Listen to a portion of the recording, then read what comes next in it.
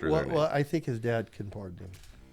Good point. He can. Yeah. I mean, so if there's ever a time to charge him, do it now.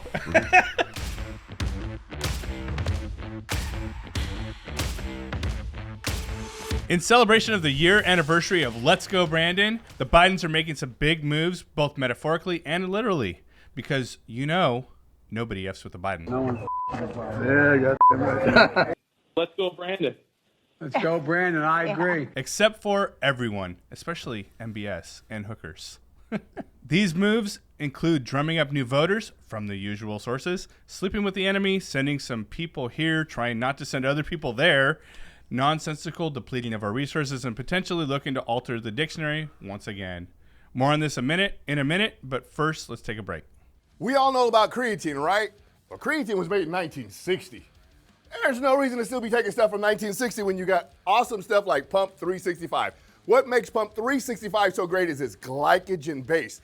Glycogen is the stuff you want to put into your muscle to make it expand bigger, beautiful. There's nothing like a bigger, beautiful muscle when it's Pump 365. It's an NO product loaded with glycogen to give you a pump, and then it says 365, so stay pumped all day long. Swing by 7420 District Boulevard or call 661-282-8840 and ask for Steve for all your sports supplement and nutrition needs. Welcome back to Relevant Rants. I'm here with Tom Touchstone and Chris Keeler. I'm Mike Harvey, if you all don't know that. So, as I was saying, in Biden's words, nobody F's with the Biden, except for Mohammed bin Salman, right? And you've seen the big headlines on that. And as we're depleting our oil reserves in to a 40-year historical low. Yeah, lowest they've ever been since we started filling them up. Yeah. That's a problem. It is. It's a huge problem. It's a huge problem. Well, we could have filled them up a couple of years ago at $24 a barrel. I think Kern County could help a lot with that if we would just be able to activate some of the wells. Just give us some permits. Yeah. We've got everything set up. Without having to buy the houses around McKittrick. Mm-hmm. Yeah. I mean, I've got a well next door to me. I don't mind. I moved into that. You got a well right across the street, right? Yes, that's right 6 feet off the property line. I know. Hey, and Alex, do you have the clip from Marsha Blackburn? Yes. Let's bring that up real quick. Talking about Biden's nonsensical energy policies and their comments. We pulled this clip off of Michael Knowles' show. There's Michael. Yep. So let's play that clip. What we know is the White House wants to say, well, this is a nuanced issue. There is nothing nuanced about being intentional in what you're doing. Day one, declaring an end to the Keystone Pipeline, ending offshore, putting 1 million acres in Alaska out of reach, no new leases, ending fracking, drawing down the Strategic Petroleum Reserve at 1 billion barrels a day with no plans, 1 million barrels a day, no plans to refill this. No plans. So, of course, the price is going up. And the interesting thing, OPEC will vote tomorrow about whether or not they want to limit production. And we have to bear in mind, we have no leverage with OPEC. The OPEC nations combined together are one of the top 5 holders of U.S. debt. We have no leverage and those prices in this fight. Could go right back up. So as they say nobody F's with the Biden except for MBS, and he's reducing what oil he's releasing by 2 million barrels a day. Is that what they said? Yes. And with no plans to refill. With no plans to refill, and that's a good call, Kern County. But we all know if Trump was still in office, this wouldn't even be an issue, right? Because for a number of reasons, let's say we didn't drill. Even if we didn't drill. Mm-hmm. It still wouldn't be an issue because Trump would go over to MBS and be like, all right, fine, you guys are on your own, right? Right. You no longer have U.S. backing. But Biden does have a plan. He's going to ease sanctions on the Venezuelans and let them start producing again. We're getting back in bed with the Venezuelans. It won't work. They've wrecked the fields. Yeah. They haven't had anyone knowledgeable there in 20 years. So I got a question. So does letting Venezuela keep drilling, does that discount the fact that we're reducing our emissions so they can increase their emissions? Because we're all, hey, let's talk about the climate. I don't want to get too far away from that. But I'm just saying, it's a worldwide climate, right? Right. So Kern County reducing its emissions because we're in California doesn't allow them to increase their emissions. I go, the whole idea is like, and this is where you got to bring some sanity into this thing. Let's just let America drill oil. Let's get back to where we were. And we do it more efficiently and cleaner than every other nation on the planet. Yes, because we have the EPA. I mean, right. But we're gonna quit using gas, water heaters, and gas, anything that takes fire or burning. We're gonna reduce in our homes in 2035, right? Yeah, California in particular, though, produces the oil it produces, the production of it is the cleanest in the world. It is. Because of all the regulations. Because we keep moving forward with the Green Deal. Yeah, and I mean... So let's find Inflation Reduction Act. Yeah. Let's find clean ways and even the way they do the oil. Yeah, and even the way they do it here. Yeah. We steam it because it's thick here to get it up.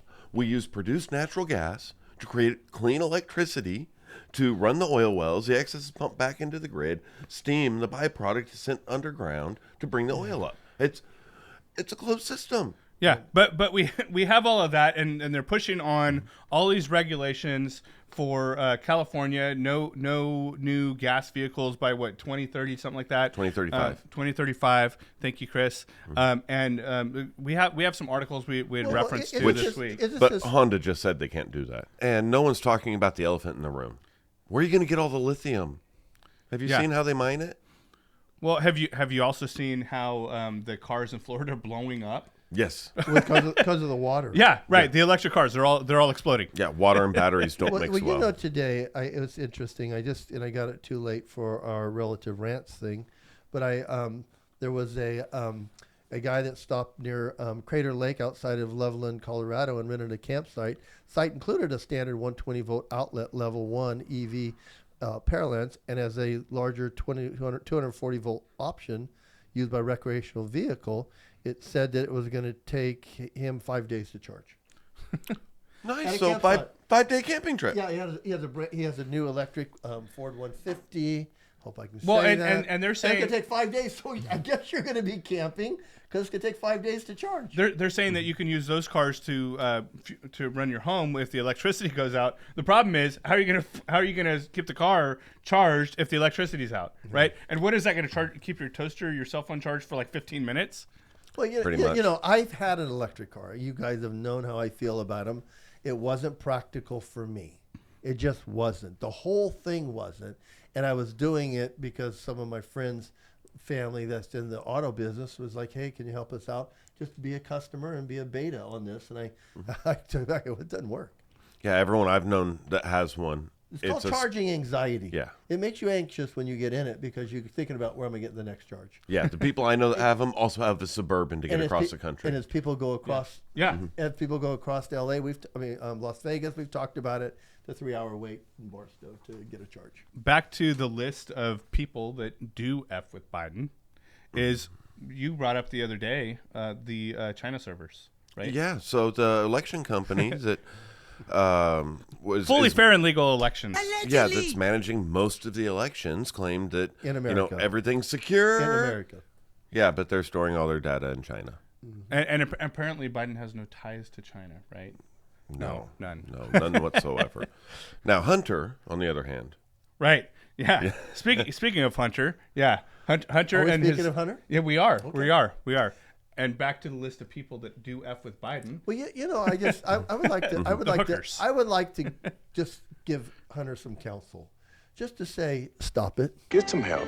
I counsel a lot of people, because of what my profession. I would just tell them sometimes, just stop it. Stop doing the wrong things, and you don't have to worry about people getting a hold of pictures or things. I mean, when I became saved, I one of the great things about it was I don't have to lie about what I was really doing, I just don't have to. I mean, what do they say about one lie? You forget what you say when you tell the next one. Yeah. And it just snowballs from there. It's too hard to keep up with all the lies. Just stop it. And so they feel like they have enough evidence to charge Hunter. And Alex, go ahead and play the clip. Hunter Biden believe that they have enough evidence to charge the president's son with tax crimes and a false statement surrounding a gun purchase. Remember, this investigation has been going on for 4 years now.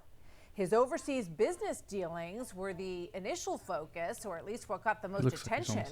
But now it would be up to the U.S. attorney in Delaware, who was appointed by former President Trump. That's David Weiss. Me too. I don't know. We keep doing this. We might. we've got that. We've got Hunter's about to be charged. We'll see if he faces any jail time. Well, they have enough evidence to charge him. Right. But unfortunately, the DOJ is completely politicized and won't go anyone with a D after their name. Well, I think his dad can pardon him. Good Yeah, point. he can. Yeah. I mean, I mean, so if there's ever a time to charge him, do it now. I mean, Convict him immediately so we can pardon him. technically, he can pardon him in advance. It happened with Nixon. Yeah. Pardoned him for any crimes he may or may not have committed in the past. just the magic wand. Yes. I like it. So in a country where we're faced with a just overwhelming amount of criminal activity, crime problems, it's coming straight from the top. And Tom, I know you've had a lot of stuff you were looking into this week on the crime problems and all of that. And Alex, we got some slides we can bring up for that. Well, I just think that they've got to get a handle on it, because when people are talking about no crime, we're talking there is crime. And then as we live in California, now you can apparently now cross the street against a green light. And that causes me big concern. Mm-hmm. Especially with the drug problems well, it just causes me big concern because, as you're going through a green light, you just really don't expect somebody to step out in front of you. Oh, but they're allowed to legally. So what does that mean? Are we going to get fined, potentially charged with some criminal activity if we hit somebody that was legally jaywalking? Well, I guess if they're doing nothing wrong and you're supposed to watch out for pedestrians, I think that would probably, I don't know what that means, Mike. I just think that people have, hopefully, I hope no one gets killed on this. This is my heart. Because I care about people, and I just hope no one really gets injured in doing this. I told my wife last night, we go down to Beverly Hills because we have our specialist down at Cedars, and to get down there sometimes you got to go through Highland across Hollywood Boulevard and Sunset. I don't think we'll ever get across. Well, if no one has to stop there. Did you tell Chris about the time we went down there and I did. Yeah. You got in trouble with the guy homeless tried to guy. fight us. Not me, us, you. We went up to your window. My understanding is they just decriminalized it because they didn't want people getting picked up by the police for something that small. But they still need to make sure it's safe to cross. Yeah. So and that's why they have laws. That's what they call them, laws. Yes. And now we don't have laws. But the governor doesn't want people getting arrested. Yeah. This is another one you'd pulled up. Yeah. Continuing escalating criminal issues and crime problems. Yeah, they're trying to. They're talking about people that are actually committing crimes while they're out on a no bail criminal charge. Which, when we also know that some of these no bail criminal charges, especially in Illinois, kidnapping is going to be part of the no bail. Yeah. So I mean, so people that are creating these horrendous situations are just going to be able to commit it, go back in, and I get it, innocent till proven guilty, but there's got to be a point because they're just refinding before, they go into 6, Alex? appear to a court hearing. Yeah. Yeah. So we have certain senators that are just saying, hey, we need to have a bail reform. I would agree with that. I think we do need a bail reform. Here in Bakersfield, we're dealing with this fentanyl problem, and they just caught people, 2 months ago with 150,000 fentanyl pills in Merced, and they pulled them over on a registration thing and found them. Well, they gave them no bail appearance, and they just didn't show up to court. And now we're having, Why would they? They were just passing through. I know. So I'm just saying, now we're having this fentanyl thing become a big issue in Bakersfield. Mm-hmm. It's across the whole country. Well, I know, but when it hits hometown. Oh yeah. Well, it's hit us close. Yes, I mean it's my wife's an education superintendent. Yeah. And she's having to deal with Narcan. Yeah, I've got a cousin that's hooked on it. Yeah. Well, and a lot, and that's again, and we've talked about this many times, but that's a lot to do with the migrant issue, and we'll get to that here in a minute. But Abby, who's a new part of our team, shout out to Abby. Hey, Abby. Hey, Abby. And Gabe, too. Yep. Love having these guys. So Abby we were having a conversation this morning about this stuff, and she has some interesting views, so she may be able to share that in the future on that. But go ahead to the next slide, Alex. We were talking about Chicago, right? Mm-hmm. And Chicago police say 3-year-old shot and killed after road rage incident. Baby killers on the street. Yeah, you have 2 people, and their stress is up. Everybody's got stress in their life, and we don't know what. I haven't read what caused the road rage, but they had road rage. I mean, you've been with me, Mike. Oh yeah, you've got it too. I mean, I could be raising my hand in worship 1 minute in the car. Somebody cuts you off. It's like, what the heck? I'm like 10 times worse than you. Well, I'm glad you can vouch for me because I do repent for that. But it's just out there, and you get a baby killed. Somebody shoots at a car, and you kill a 3-year-old. We had that here. The 2 guys just got sentenced this week for killing a 3-year-old in a drive-by shooting. Yeah. It's just sad. I mean, honestly, I care about people, and when you see a life taken that young, it's burdensome. It really is. Yeah. So you would like to see it done, and there again, I was a chaplain at Wasco State Prison and any other prison I chose to go into in the state of California. And, we're there to minister to guys and see them get their life turned around. And, of course, I can debate that subject for as long as you want about rehabilitation in prisons. I mean, it's just one of those things that there's got to be a better solution than what we have right now. Well, and Chicago specifically, right? But the Chicago's got a number of problems. We'll get to that in a second. Yep. But yeah, I think we've got too much going on. And go ahead and pull up the next slide, Alex. As we go through this. This thing, right?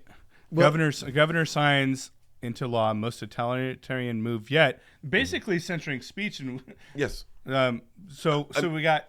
I mean, this is classical First Amendment violation. Right. Yeah. That outlawing speech from doctors. They have a First Amendment too. Yeah. I mean, and they should be allowed to tell us what the truth is. And you're like, oh, you can't tell us the truth if it doesn't align with our agenda. Yeah, and half the stuff's already been proven wrong. Right. Well, see, that's the biggest part. I've got a very good friend that's my GP, and he's very honest with me.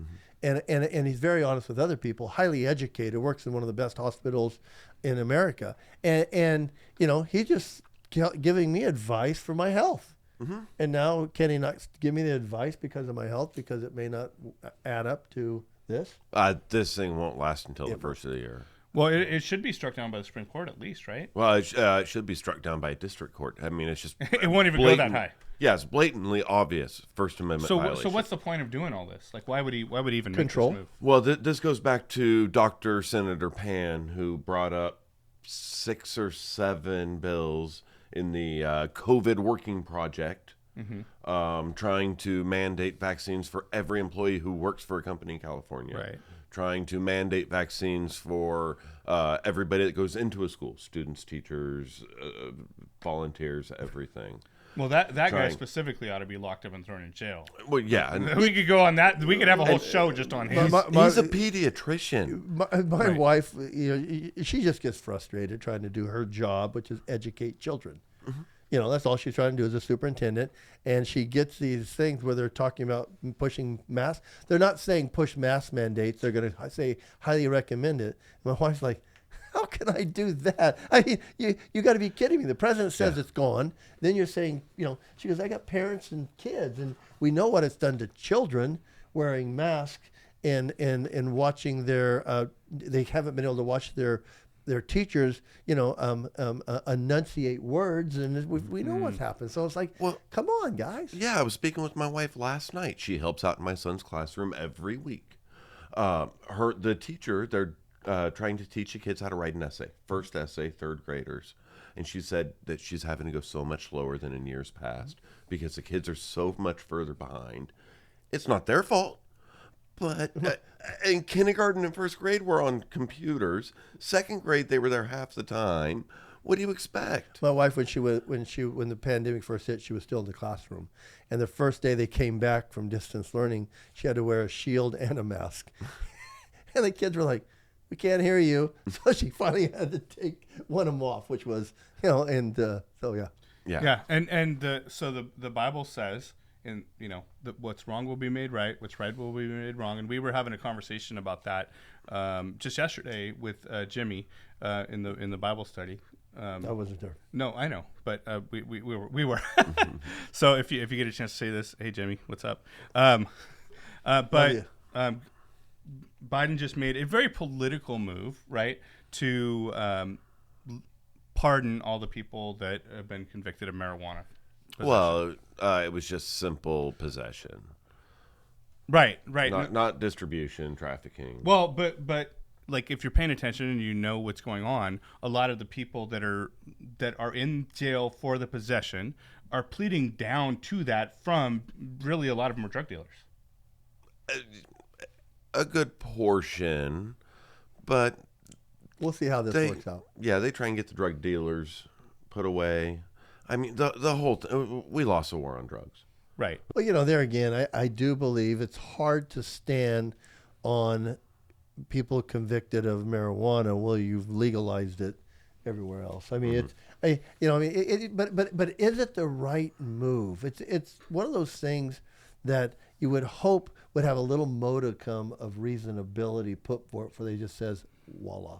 And I'm glad that they got to go to somebody to write something up, because you need somebody's accountability to put their signature on it, which I think, he's going to do it. I mean, but again, they're looking for voters, and makes sense that they would go to people that are high to vote for Biden, because who else would vote for Biden? But this is all politically motivated. Really, at the end of the day, everything's politically motivated. They don't care about people. No, but I mean, I personally believe marijuana should be legalized at the federal level. That way we can get all these pot stores into the banking system, get everything else, get it fully above board, get them paying taxes, cut out some of that crime, because all pot sales at legal stores are cash. Because you can't do anything with it. Yeah. You can't be in a bank. Because that's under federal law. That is money laundering for drug cartels. Yeah. Legalize it, tax it, be done with it. Yeah. So we're pardoning all of the marijuana people to get more voters. This is essentially what I think they're trying to if you get rid of their federal offenses, they can't vote again. Yeah, exactly. So we were talking earlier about Chicago, and we're talking about the schools, right? They just came out with a report on the Chicago schools, and this is across the nation. I don't think it's just Chicago. It's not. But the standards, and I think you're more equipped to talk about this than anybody, Tom, is the standards and the testing and where everybody's at with this. They're at least a couple grades behind. Well, I think they've just, through the pandemic, we do know that the kids are behind. Social distance learning was a great idea. I saw my wife doing it. I know a lot of teachers that were doing it. I think they did a great job. They did their best. We'll put it that way. Yes. But kids aren't going to learn at home like they would in school. And so they're going to be behind. Then you have all the other implications where they're taking test scores out of college entrance exams. So it's just kind of lowering standards that were there that I think children are amazing, and I think our expectations on children is already too low. So I think when you take the education and you lower it again, you don't have anything to rise and meet. And I know when I was a kid, you got to give me something to go after. You got, I mean, if I got an 80%, I want to know how to get an 85%. So if you just take those numbers out, you want to be able to merit what they are, based something on how they're learning by something, right? And it is. And there again, I mean, it's one of the things, we got talent on our thing that we should have my wife come and speak on that, because she'd love to. Yeah. Well, I mean, and quite frankly, I don't know if these kids are going to get caught back up. Well, you can't catch back up if you're still falling behind. Yeah. And I think that's what's happening, and we're creating an environment. We'll go back to testing because we'll realize, that didn't work, so we'll go back. Yeah, I know my kid's district has put in a whole bunch of specialists, and they've got separate reading sessions to get you caught back up, separate math, and they can finally bring helpers back in to work one-on-one with kids. And I mean, that was a huge difference. Huge. Yeah. So shuffling around here. Okay. Alex is going to have to cut some of this. Sorry, Alex. It's something. It's new. We're also approaching 30. Okay, cool. I want to go to a feel-good story. Okay. So, so we want to try to make a point on this show to not just have all bad news and not all discouraging news. So in doing that, of course, we come to our pastor is it okay that I say that on air? Hey, people call me worse, so. to talk about the feel good story. And Alex, if you want to bring up that slide 10. You know, the only one thing that somebody called me one time that kind of creeped me out, or I guess I can I use that word? Called me Reverend. I never heard that before. I was like, whoa. You can call me anything, but I don't know if I like that one. No offense to reverends. He didn't call you rabbi, right? No. I love this, and we have a player now. Tennessee is the Volunteers are one of my teams because we're moving to Tennessee in 2 years, and it's neat to have a player, and where he could have went into the NFL last year, but he chose not to. And when he came back to the Tennessee Volunteers, he was 2 on the depth chart, and had a great year last year. Would have been a great round, probably early second, late second, third round. But through Kenton's reflection and prayer, he made a decision to stay as a senior. And as he did, I think in the first or second game, the number 1 starter got hurt. Oh. And so now he's become probably the main guy, and he had a great catch against Florida State, which I still like the Gators, but I love the Volunteers now, and I love this guy's story. Wouldn't it be great if you're making decisions based on self-reflection and prayer? Absolutely. I mean, the guy could have went into the NFL, been drafted, but he says, through prayer and self-reflection, I felt I needed another year, and I was willing to come 1 spot down on a depth chart. I mean, I think that's humility. Yes. And the Bible says, pride comes before the fall, but humility comes before exaltation.